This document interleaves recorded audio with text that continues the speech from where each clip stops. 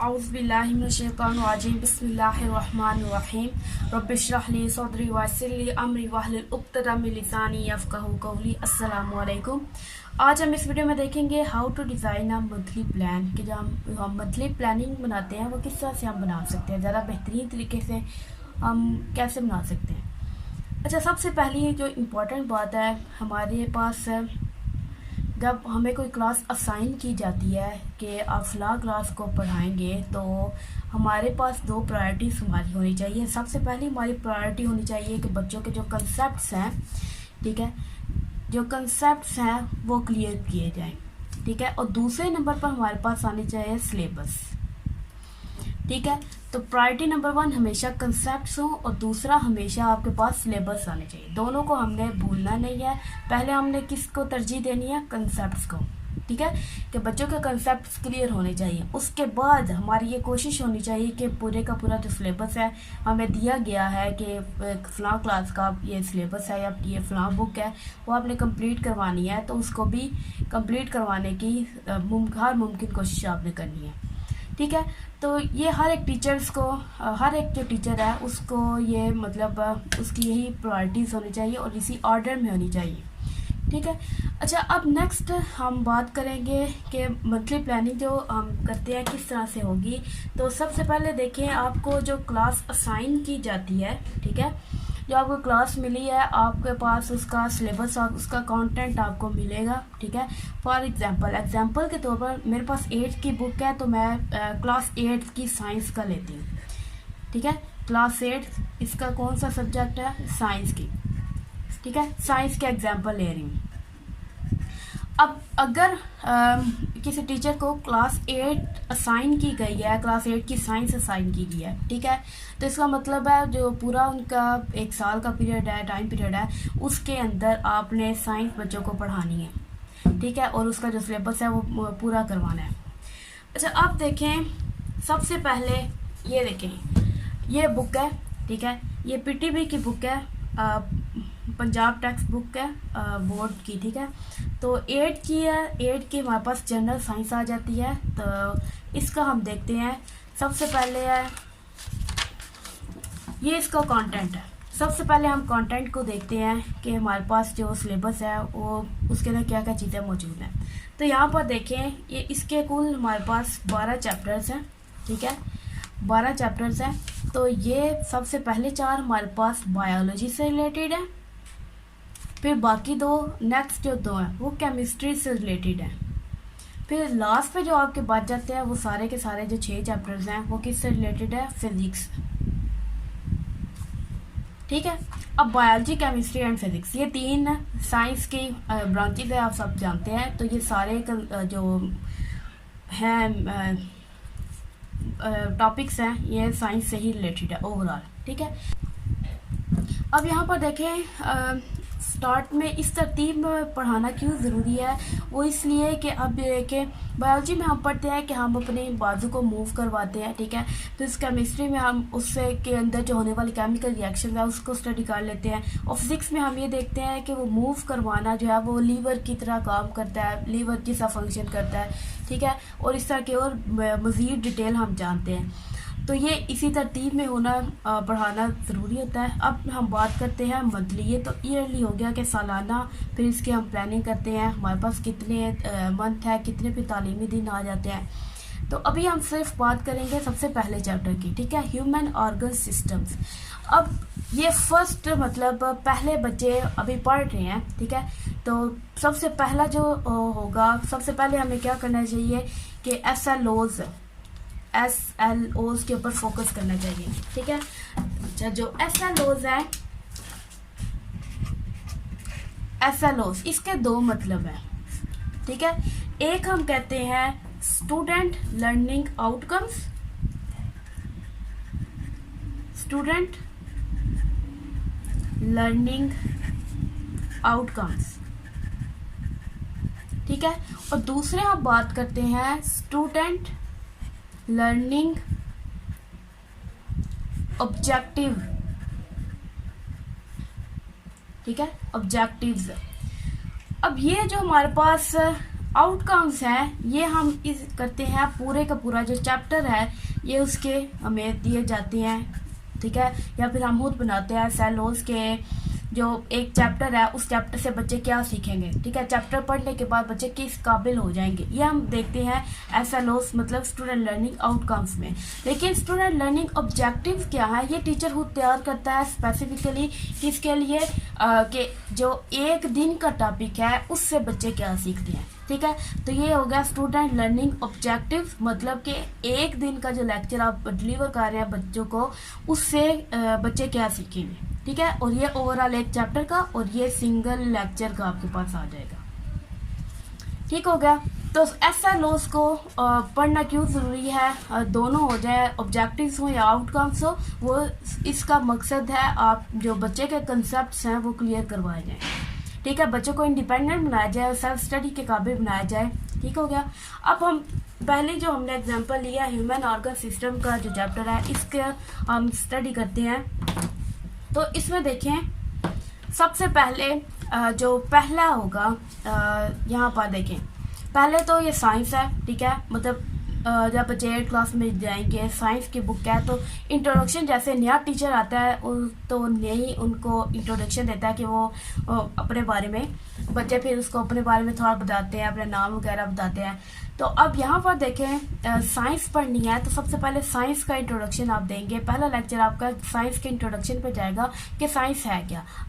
अब 8th class है तो ये 3 या 4 क्लास से शुरू से ही पढ़ते आते हैं साइंस के को एज अलहदा, मतलब स्पेसिफिक उनका सब्जेक्ट होता है।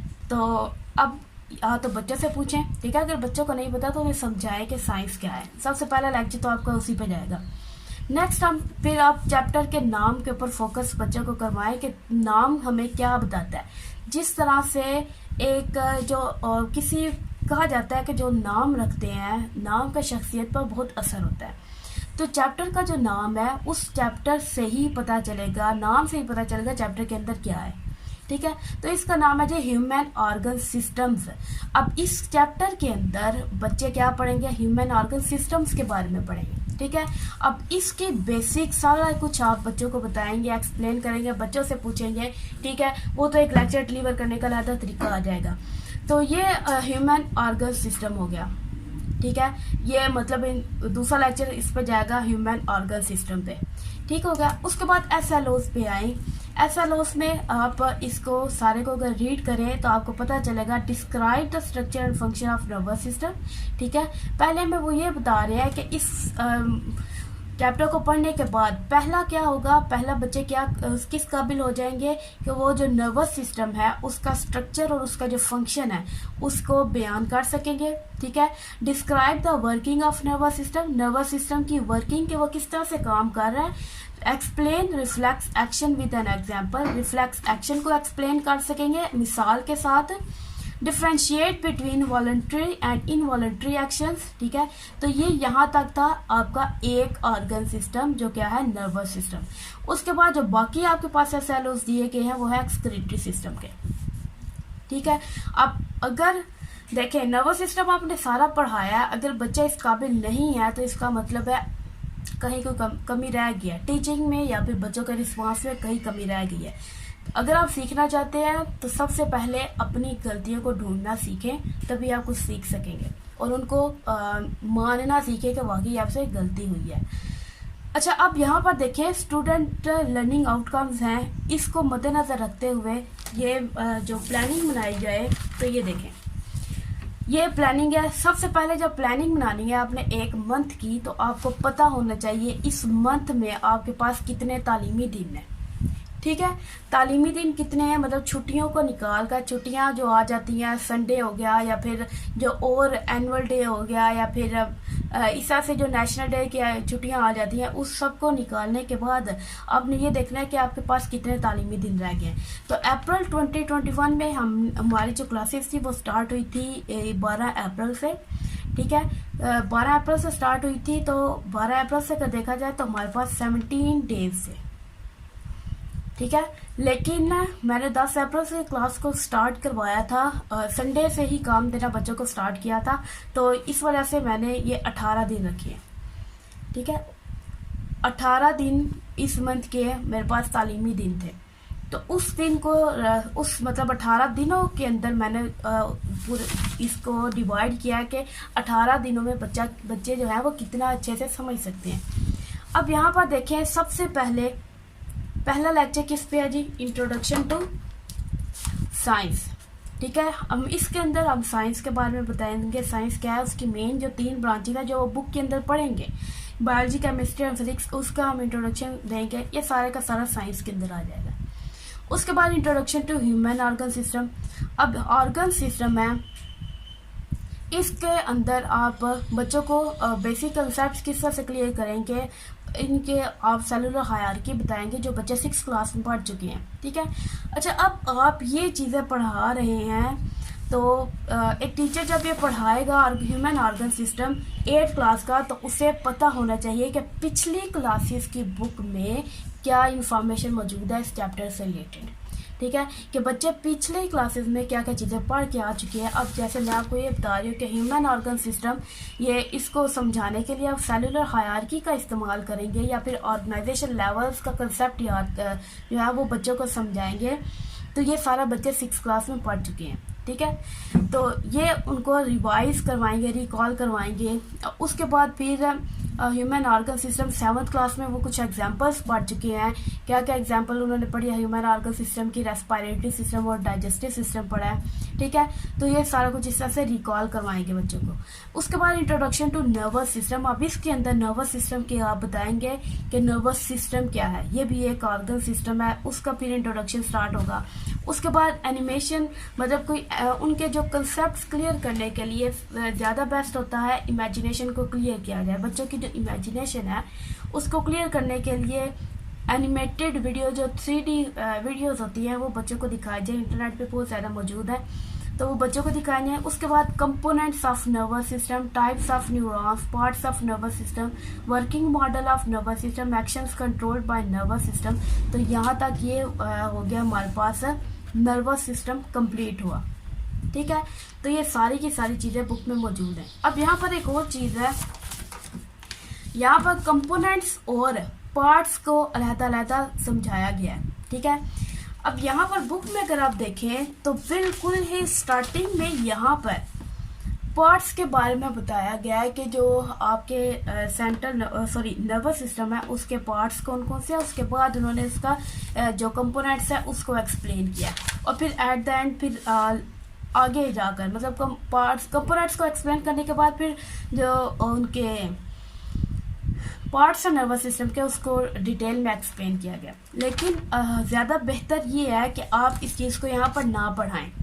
ठीक है, इसको आप जब नेक्स्ट पढ़ाएंगे किसके साथ, जब आप पार्ट्स का टॉपिक पढ़ाएंगे। अगर ये चीज़ आप आधे छोड़ देंगे पीछे ही, तो ये ज़्यादा सही नहीं रहेगा।